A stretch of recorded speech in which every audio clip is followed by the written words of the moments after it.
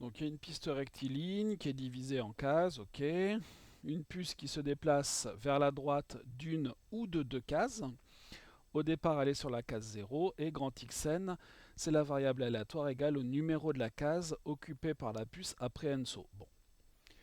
On appelle Yn la variable aléatoire égale au nombre de sauts d'une seule case au cours des n premiers sauts. Qu'est-ce qu'on peut dire de Yn?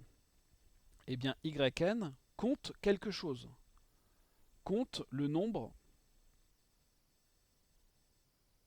de succès. Qu'est-ce que ça sera qu'un succès là-dedans?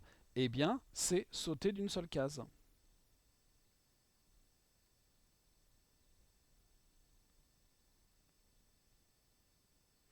La probabilité de ce succès, la probabilité donc que la puce ne saute que d'une case, c'est marqué dans l'énoncé, 1/3. Donc compte le succès parmi les n répétitions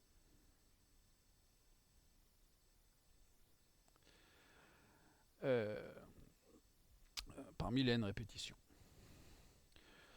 puisqu'on nous parle juste des n premiers sauts. Déterminer la loi de Yn, c'est une variable aléatoire qui compte le nombre de succès, donc Yn suit la loi binomiale dont les paramètres sont n nombre de sauts, probabilité du succès, 1/3. En déduire l'espérance et la variance de cette loi. On demande ensuite l'espérance et la variance de Yn. Non pas de Xn, mais de Yn.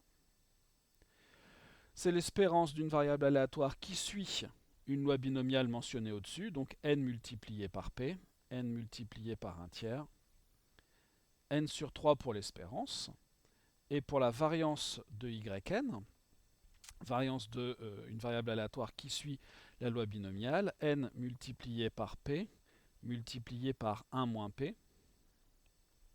Donc ça va valoir 2/3. 2/3 multiplié par 1/3, 2 neuvièmes. 2 neuvièmes multiplié par n, 2n sur 9.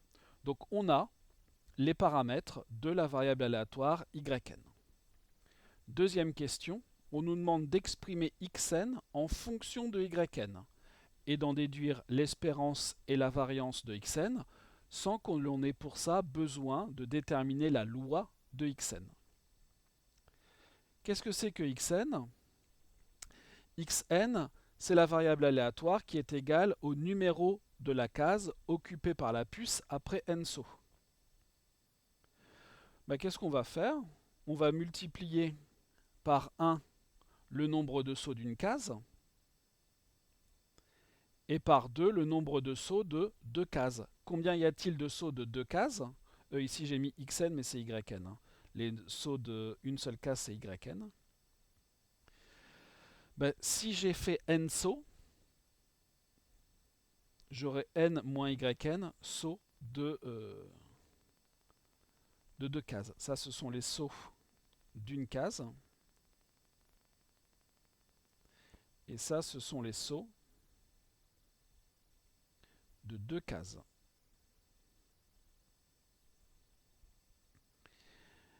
Et donc, comme on a fait tout à l'heure, on aura ici Yn plus 2n moins 2Yn, c'est-à-dire 2n moins 2Yn.